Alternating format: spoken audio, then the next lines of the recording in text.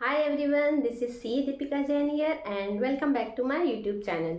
तो आज की इस वीडियो में हम डिस्कस करेंगे कि आप कैसे हाउसिंग लोन इंटरेस्ट की और प्रिंसिपल अमाउंट की डिडक्शंस क्लेम कर सकते हैं। अब असेसमेंट ईयर 24-25 से आपकी जो न्यू टैक्स रिजीम है वो आपकी बाय डिफ़ॉल्ट रहने वाली है। अगर आपको ओल्ड टैक्स रिजीम में जाना है तो उसके लिए आपको ड्यू डेट से पहले एक फॉर्म जो है वो फाइल करना होगा, तभी आप ओल्ड टैक्स रिजीम जो है उसको अडॉप्ट कर सकते हैं। तो देखो, आज की जो हम वीडियोज़ है उसमें डिस्कस करने वाले कि आपको क्या क्या बेनिफिट है ओल्ड टैक्स रिजीम में, न्यू टैक्स रिजीम में, हाउसिंग लोन का ट्रीटमेंट जो है वो कैसे होगा, उसके इंटरेस्ट पोर्शन की डिडक्शंस आपको कैसे मिलेगी और आप कैसे टैक्स जो है वो सेव कर सकते हैं होम लोन पे। तो टाइप्स ऑफ हाउस प्रॉपर्टी, तो हाउस प्रॉपर्टी जो होती है वो आपकी 3 टाइप्स की होती है। एक होती है आपकी सेल्फ ऑक्यूपाइड हाउस प्रॉपर्टी, दूसरी होती है आपकी deemed let out house property और थर्ड होती है आपकी रेंटेड हाउस प्रॉपर्टी। अब है income from house property shall be taxable under the following conditions. Mean किन किन कंडीशंस में हमारी हाउस प्रॉपर्टी जो है वो टैक्सेबल होने वाली है। तो फर्स्ट है the assessee must be the owner of the house property. पहली कंडीशन ये है कि जो असेसी है वो हाउस प्रॉपर्टी का ऑनर होना चाहिए।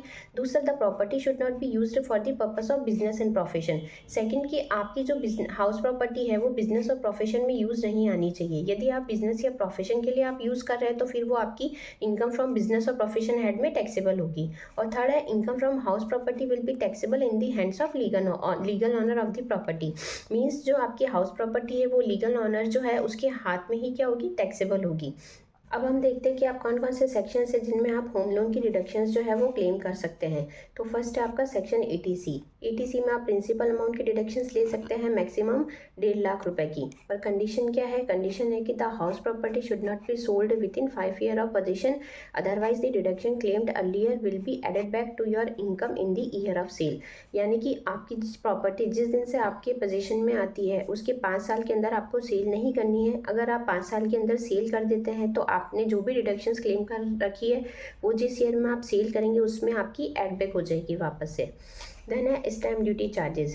यदि आपके द्वारा प्रॉपर्टी परचेज करने पे कोई स्टैम्प ड्यूटी चार्जेस पे किए जाते हैं तो उसकी आप सेक्शन 80C में डिडक्शन क्लेम कर सकते हैं मैक्सिमम 1.5 लाख रुपए की। लेकिन ये डिडक्शंस आपको उस ईयर में ही मिलेगी जिस ईयर में आपके द्वारा एक्सपेंसेस जो है वो इंकर किए जाते हैं।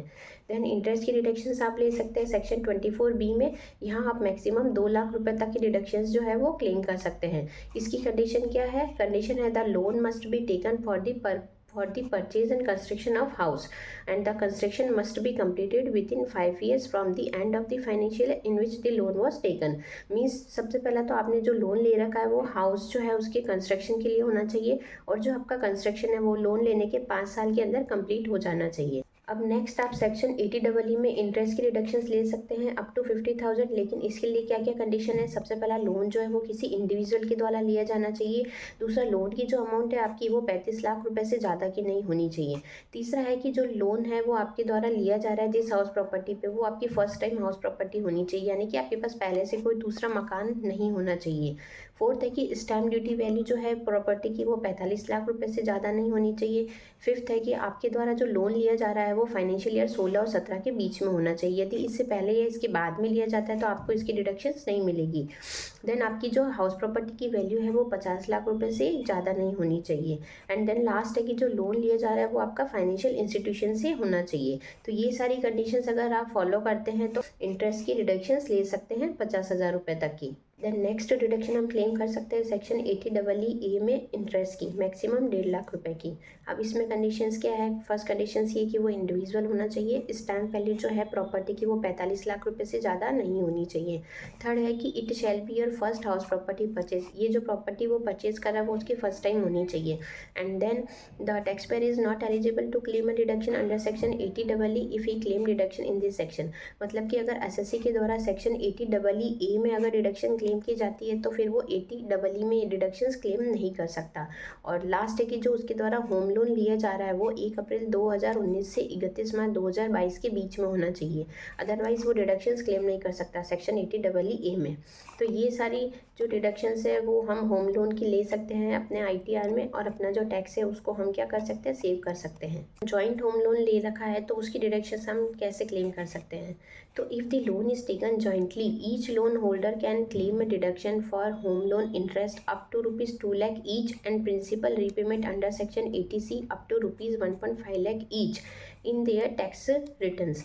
मतलब कि अगर एसएससी के द्वारा जॉइंटली होम लोन लिया जाता है तो दोनों अपने अपने रिटर्न्स जो है उसमें मैक्सिमम एटीसी के अंदर 1.5 लाख रुपए की डिडक्शंस ले सकते हैं प्रिंसिपल अमाउंट की, और हाउस प्रॉपर्टी के अंदर वो मैक्सिमम 2 लाख रुपए तक की डिडक्शंस ले सकते हैं इंटरेस्ट की।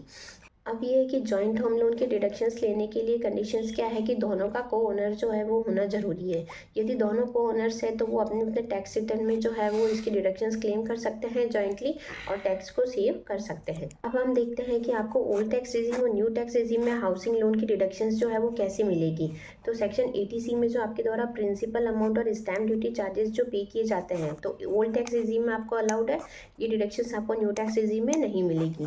देन नेक्स्ट है सेक्शन 24B की जो डिडक्शंस हैं जो कि आपके द्वारा सेल्फ ऑक्यूपाइड हाउस प्रॉपर्टी पे जो इंटरेस्ट का पेमेंट किया जाता है तो उसकी आपको ओल्ड टैक्स रेजिम में डिडक्शन मिल जाएगी, और साथ ही आप जो अगर हाउस प्रॉपर्टी का लॉस है उसको सेट ऑफ भी कर सकते हैं और कैरी फॉरवर्ड भी कर सकते हैं।